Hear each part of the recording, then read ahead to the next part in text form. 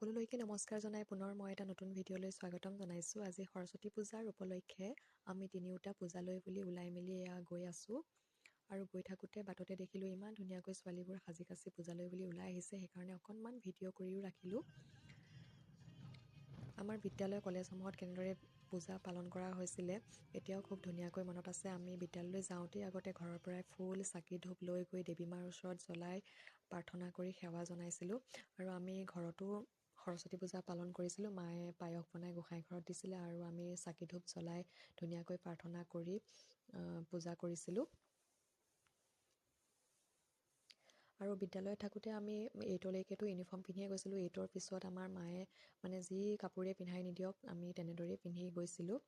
কলেজত অৱশ্যে আমি অকণমান লগৰ ছোৱালীৰ লগত নপতা নহয়, কি পিন্ধি যাম, কোনযোৰ কাপোৰ পিন্ধিম, এনেদৰে আলোচনা আমিও কৰিছিলোঁ।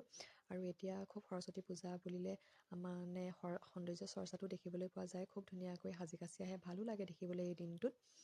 আৰু আমি গৈ ধেমাজি ইঞ্জিনিয়াৰিং কলেজৰ সৰস্বতী পূজা পালোগৈ। তাত খুব ধুনীয়াকৈ আয়োজন কৰা হৈছিলে আৰু আমাৰ অঞ্চুৱে তাত গৈও পূৰা খেলিবলৈ এৰি দিয়া নাই। লগ পাই পূৰা খেলাত ব্যস্ত সি আৰু বাহিৰত পূৰা মুকলি পাই ঘূৰি ফুৰিছে। একদম যি ইচ্ছা আৰু তাকে বুটলিছে। সি শিলগুটি বুটলিছে, মাৰি লৈছে, মাজে মাজে বালিও লৈছে। খুব মানে মুকলিমূৰীয়াকৈ পাইছে যে খুব ধুনীয়াকৈ খেলিছে সি।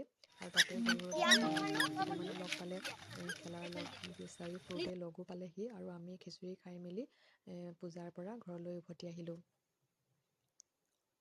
ভিডিঅ'টো চোৱাৰ বাবে বহুত বহুত ধন্যবাদ।